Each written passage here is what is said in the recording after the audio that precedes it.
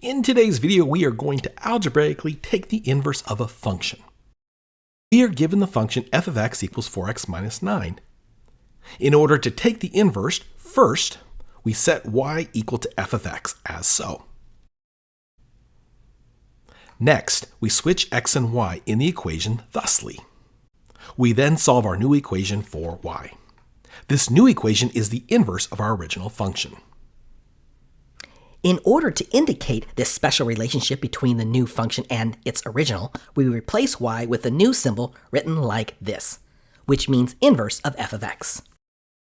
If we wanted to do a quick casual check, we could take our original function and evaluate it at a number. So for example, we could evaluate the original function at -1, which equals -13. So the original function contains the point -1, -13. As you know, when you take the inverse of an ordered pair, you switch the x and y values. So the inverse point would be -13, -1. If we then evaluate our inverse function at -13, we get -1 as expected.